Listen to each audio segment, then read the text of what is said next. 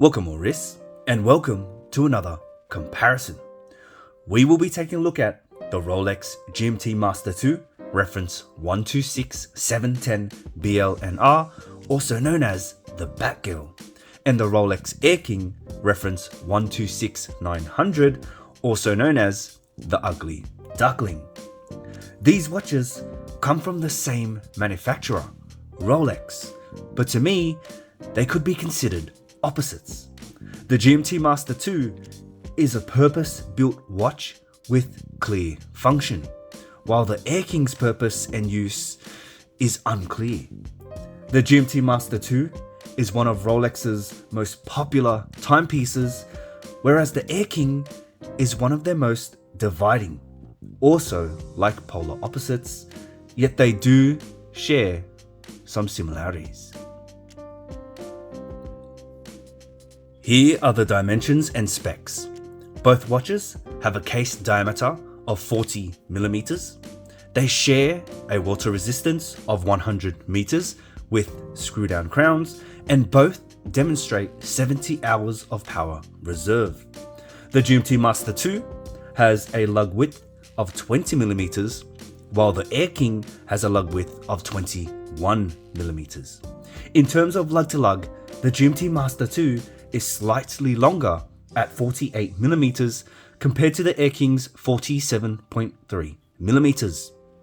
The same is translated into the thickness, where the GMT Master 2 is a tad thicker at 12.2 millimeters to accommodate the added function, whereas the Air King sits at 11.7 millimeters. When considering a timepiece, it's important to factor in their function. After all, they're ultimately tools which we use in our day-to-day lives. The GMT Master 2 and the Air King are both directed towards aviation or pilots, but why are they so different? The GMT Master 2 has a clear purpose. It's a watch jam-packed with features, including a date, functional bezel, and a GMT hand which allows you to track multiple time zones, perfect for pilots and travelers. You'll be able to keep track of the time and date wherever you go, and it's easy to adjust as you go. It features polished accents and is flashy in appearance to suit formal occasions, yet maintains a casual, sporty silhouette thanks to its case structure, making it a piece that works in many situations and works well as a travel companion. The Air King, on the other hand, is somewhat vague in its use.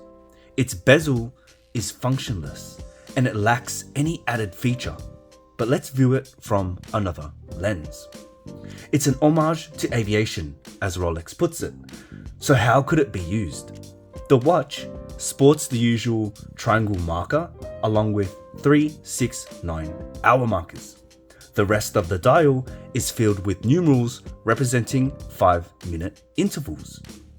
The dial can be confusing at first, but if you're using it for a certain purpose, it starts to shine.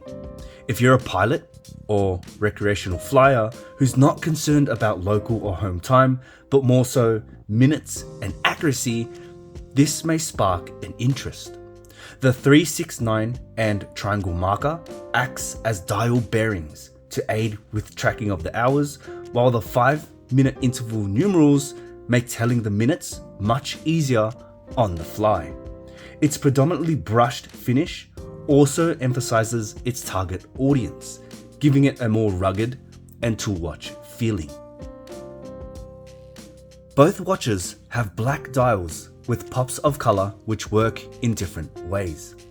They both have a singular colored hand, blue in this instance for the GMT Master 2's GMT hand, and green for the Air King's second hand.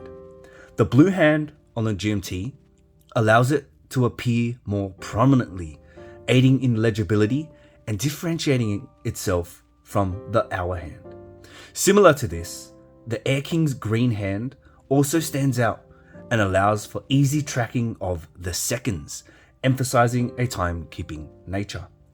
Both hands tie in with another element of their respective designs. The blue on the GMT matches that of the blue on the bezel, while the green on the Air King matches that of the green Rolex logo. When looking at the hour markers, you may notice something about the Air King. Both watches have some form of polished hour markers, but you'll find an absence of these on the 5-minute scale on the Air King. What this means is the GMT Master 2 will maintain its legibility in low light settings thanks to an abundance of lume, whereas the Air King will struggle, only illuminating 4 points on the dial, being the triangle, 3, 6, and 9. The cases share similar shapes, with the biggest difference being the bezels. A rotating functional bezel on the GMT means less real estate for the dial, while a smooth bezel on the Air King provides more real estate for the dial. Both watches are 40mm, yet their compositions influence the way they appear. There are two main things I want to focus on which really impact the appearance of each timepiece: the lugs and the crown guards. Both feature brushing on the top side of the lugs and polished flanks and crown guards with a slab side profile. But there are subtle differences in the way the crown guard and lugs are constructed. The GMT Master 2 has broader crown guards compared to the Air King, giving it a more pronounced and protected look. Another point of difference is the lug width. Although it's only 1mm difference between the two, it really does make a difference in the overall composition and appearance of the watch. This increase in lug width effectively reduced the thickness of the lugs, or the wideness of the lugs on the Air King, giving it a more sleek and slim look. Just like the crown guards, the GMT Master 2 presents thicker lugs, giving it a more boxy appearance. The bracelets on both watches complement their case and design. We get the Jubilee on the GMT Master 2 and a brushed oyster bracelet on the Air King. Being a more flashier watch, the Jubilee fits the GMT here and ties in well with its busier bezel. The brushed oyster also feels at home on the Air King, driving home that tool watch identity and doesn't distract from the dial. In terms of daily use, the oyster will fare much better against scuffs and scratches due to its finish and maintains a low profile look. However, the Jubilee will wear more comfortably thanks to its multiple shorter links. Now, both bracelets are solid constructions and share the same oyster lock clasp, which is only differentiated by the polishing on the GMT, meaning they both have access to an easy link extension. Here it is on the GMT, and here it is on the Air King. And they also have fold over locking clasp.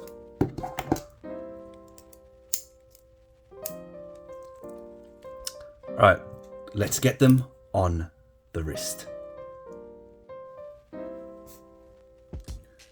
I have the GMT on the left, Air King on the right. Now my wrist size is roughly 6.5 inches. So here they are for your reference, and they are both 40mm watches.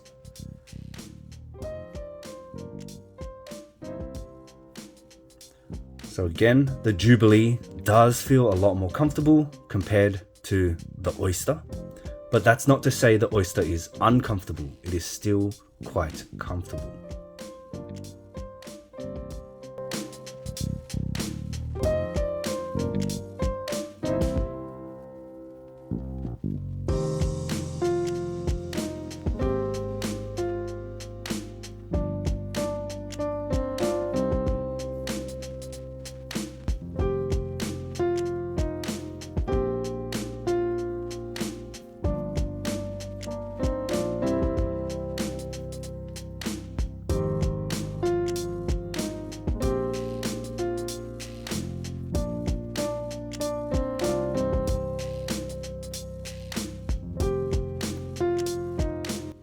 If you were to choose between the two, which would it be?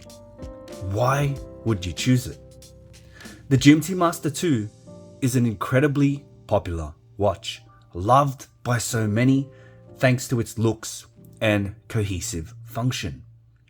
The Air King, on the other hand, is a little quirky in both departments, but that's what makes it special. The GMT Master 2 feels special because it's an icon. The Air King is special because it's different. The GMT Master 2 is a more practical watch in many ways, but the Air King could be perfect for your practice. Thank you for checking out the video. If you liked it, give it a thumbs up and consider subscribing for more watch content. I'll see you in the next one.